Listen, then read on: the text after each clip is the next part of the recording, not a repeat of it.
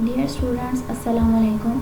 आज हम स्टडी करेंगे work done in the gravitational field. The space around the earth in which the gravitational force acts on the body is called gravitational field.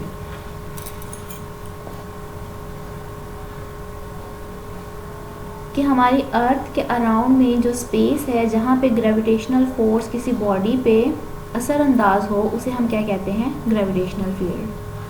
अगर body gravitational field में move करती है तो जो work done है वो किसकी वजह से है? ग्रेविटेशनल फोर्स की वजह से। If the gravitational force and displacement, अगर तो बॉडी मूव कर रही हो towards the earth, then the body moves in the direction of the gravity, तो वर्क डन क्या होगा? पॉजिटिव।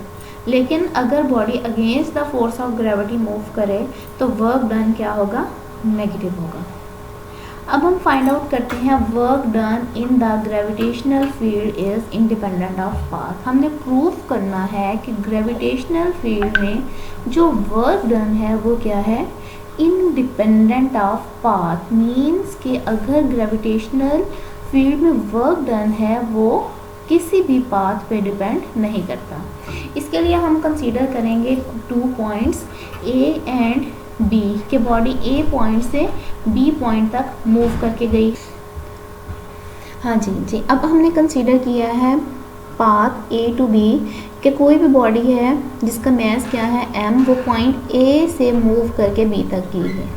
इसके लिए हम लोगों ने 3 पाथ कंसीडर किया, मुख्तलिफ पाथ कंसीडर करेंगे जिससे बॉडी ए पॉइंट से बी पॉइंट तक मूव करके गई है। अब हमारे पास ए से बी तक पहुंचने के लिए एक पाथ क्या आ गया कि बॉडी ए से डी तक मूव कर जाए, फिर डी से बी तक। और सेकंड पाथ क्या आ गया कि बॉडी ए से सी तक मूव कर जाए और फिर सी से बी तक मूव कर जाए। और थर्ड पाथ क्या है कि बॉडी ए से बी तक मूव कर जाए। अब हमने बच्चों करना क्या है कि ये जो 3 पाथ हैं, पाथ 1, पाथ 2, पाथ 3, इन तीनों पाथ के अलॉन्ग हमने अलग-अलग वर्क डन फाइंड आउट करना है। और फिर हम देखेंगे कि आया इनके रिजल्ट्स सेम है या डिफरेंट है। अब जैसे हमने कहा है कि वर्क डन जो है ग्रेविटेशनल फील्ड में इंडिपेंडेंट ऑफ द पाथ पे डिपेंड नहीं करता, तो इट मीन्स कि तीनों पाथ के अलॉन्ग जो वर्क डन है उसकी वैल्यू क्या होगी? सेम। चलें अब हम फाइंड आउट करते हैं। सबसे पहले हम वर्क डन फाइंड आउट करते हैं along the path A D B कि सबसे पहले हम पाथ 1 कंसीडर करते हैं। तो वर्क डन पहले फाइंड आउट करेंगे ए से डी तक, फिर फाइंड आउट करेंगे डी से बी तक, और उसके बाद हम क्या करेंगे? इन दोनों वर्क डन को सम कर लेंगे तो टोटल आ जाएगा हमारे पास। अब हम लोगों ने फाइंड आउट किया है work done from A to D कि जब बॉडी ए पॉइंट से डी तक मूव करके गई है, तो वर्क डन बच्चों आपको पता है किसके इक्वल होता है? एफ डॉट डी के। यहाँ पे हम कंसीडर कर रहे हैं जो ग्रेविटेशनल फोर्स है वो किसके इक्वल है? Weight of the body. कि एफ किसके इक्वल है? एम जी के इक्वल। तो f dot d means f d cos theta, तो फोर्स क्या आ गई? M g. ठीक है, डी डिस्टेंस आ गया जो कि क्या है? ए डी आ गया। ठीक है, और एंगल कॉस 90 एंगल बच्चों किस तरह आया है? ये देखें कि जो ग्रेविटेशनल फोर्स है वो क्या है? वर्टिकली डाउनवर्ड, और बॉडी मूव कर रही है ए से डी तक, तो इन दोनों के दरमियान एंगल क्या आ गया? 90 डिग्री। और कॉस 90 की वैल्यू क्या होती है? 0। इट मीन्स कि पूरा फैक्टर क्या हो गया? 0। ठीक है, अब हम ए से डी तक हमने वर्क डन फाइंड आउट किया जो कि क्या है? 0। अब हम फाइंड आउट करेंगे डी से बी तक। अब जब बॉडी डी से बी तक मूव करके जा रही है तो ये मूव कर रही है अगेंस्ट दी ग्रेविटेशनल फोर्स, क्योंकि ग्रेविटेशनल फोर्स क्या है? वर्टिकली डाउनवर्ड, और बॉडी मूव कर रही है वर्टिकली अपवर्ड। तो यहाँ पे हमारे पास थीटा की वैल्यू क्या होगी? 180। ठीक है, तो डब्ल्यू डी बी, डी से जब बी तक मूव करके गए हैं, work done from D to B, force F dot D M G आ गया, डिस्टेंस क्या आ गया? डी बी, एंगल क्या आ गया हमारे पास? 180। और cos 180 किसके इक्वल होता है, -1 के। तो हमारे पास वर्क डन की वैल्यू क्या आ गई, -mgh। ठीक है, अब mg तो हमें पता था, h कहाँ से आ गया, तो हमारे पास ये जो a से b तक मूव करके गए हैं तो इसकी हाइट क्या है, h। ठीक है, तो ये हमारे पास क्या है, हाइट h।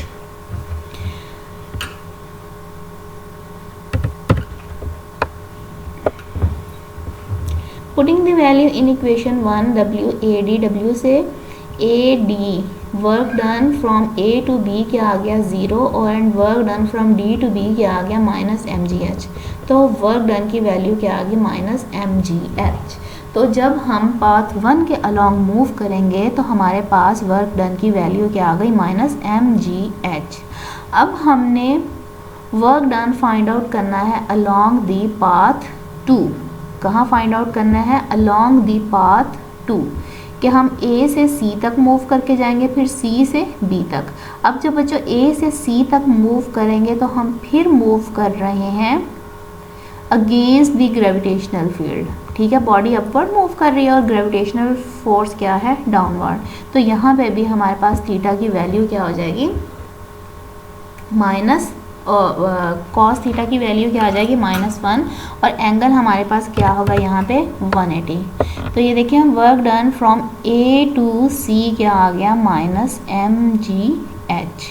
और जब बॉडी मूव करेगी फ्रॉम C टू B कि बॉडी, उसके बाद क्या करना है हमने, बॉडी C से B तक मूव करेगी। अब जब बॉडी C से B तक मूव करेगी तो डिस्टेंस क्या है, C से B, और फोर्स क्या है, वर्टिकली डाउनवर्ड। तो यहाँ पे एंगल क्या आ गया, 90 का, और cos 90 किसके इक्वल होता है, 0 के।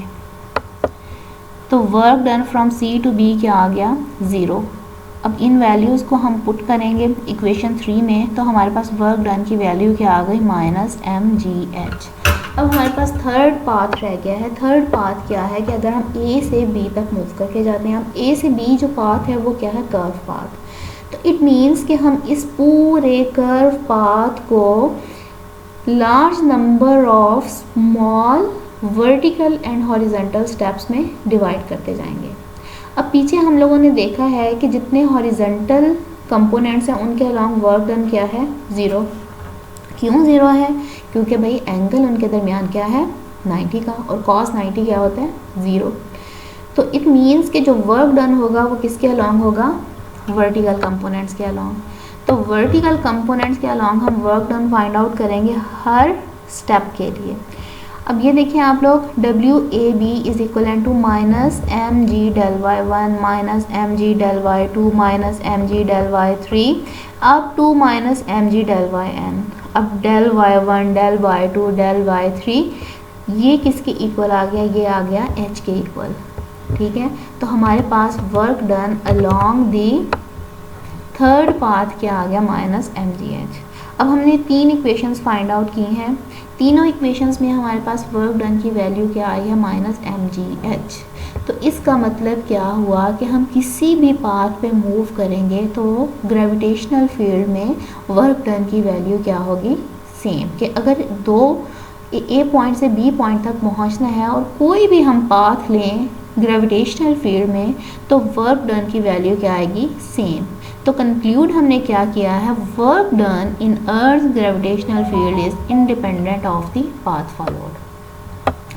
अब हमने एक और प्रूफ करना है, work done in gravitational field along a close path. हमने क्लोज पाथ के along work done find out करना है कि क्लोज पाथ अगर हम कंसीडर करें तो वर्क डन की क्या वैल्यू होगी। तो इसके लिए हम A से B तक जाएंगे, B से D, D से A, ये क्लोज पाथ भी कंसीडर कर लें। क्लोज पाथ वो पाथ होता है कि जिस पॉइंट से हम मूव करें घूम के दोबारा उसी पॉइंट पे वापस आ जाएं। इसके अलावा हम ये पाथ भी ले सकते हैं, A से C तक जाएं, C से B तक जाएं और B से दोबारा A तक आ जाएं, कि हम A C B A भी ले सकते हैं, A D B A भी ले सकते हैं, दोनों पाथ ले सकते हैं। अब इन दोनों में से हम कोई एक क्लोज पाथ कंसीडर कर लेंगे। सपोज हमने कंसीडर किया है हम ए से सी तक मूव करके गए हैं, सी से बी तक और फिर बी से ए तक। अब इन तीनों का हम वर्क डन फाइंड आउट करेंगे। अब आपको पता है कि जब हम ए से सी तक मूव करेंगे तो हमारे पास वर्क डन की वैल्यू क्या आ जाएगी, -mgh। ठीक है, पहले हम लोग फाइंड आउट कर चुके हैं, ए से सी तक मूव करेंगे mg ए सी cos 180 और cos 180 किसके इक्वल होता है, -1 के। तो हमारे पास work done from A to C क्या आ गया, -mgh। उसके बाद हमने मूव किया है सी से बी तक, यहाँ पे ग्रेविटेशनल फोर्स और जो डिस्प्लेसमेंट है उनमें एंगल क्या आ गया, 90 का, और cos 90 क्या होता है, 0। तो work done from C to B क्या आ गया, 0। अब आ गया कि हमने B से A तक मूव करना है, ये हमारे पास कौन सा आ गया, कर्व पाथ। तो बच्चों हम लोगों ने जब B से पहले हम लोगों ने फाइंड आउट किया था ये लास्ट स्टेप में कि जब A से हम B तक मूव करके गए थे तो हमारे पास हमने इसको स्मॉल स्टेप्स में डिवाइड किया था और उसके बाद वर्क डन फाइंड आउट किया था। तो हमारे पास वैल्यू क्या आई थी, -mgh। ठीक है, लेकिन तब हम A से B तक मूव कर रहे थे, अब हम B से A तक मूव कर रहे थे तो आ जाएगा mgh। A से जब B तक गए थे तो क्या था, -mgh, लेकिन जब B से A की तरफ आएंगे तो क्या आ जाएगा, सिंपल mgh। ठीक है, ये हमारे पास आ गई थर्ड इक्वेशन। अब इन तीनों इक्वेशन को क्या करेंगे, हम सम करेंगे ताकि total work done find out करें। अब work done from A to C, work done from C to B, work done from B to A, तो तीनों का work done from A to C क्या था, -mgh। Work done from C to B क्या था, angle 90 आ गया था तो वर्क डन 0 हो गया था, और बी से ए क्या था, mgh। तो टोटल वर्क डन क्या हो गया, 0। तो हमने यहाँ से कंक्लूड किया है total work done in moving along a closed path in gravitational field is 0, कि अगर हम ग्रेविटेशनल फील्ड में क्लोज पाथ पे मूव करते हैं तो वर्क डन क्या हो जाएगा, 0। चलें, ठीक है, थैंक यू वेरी मच।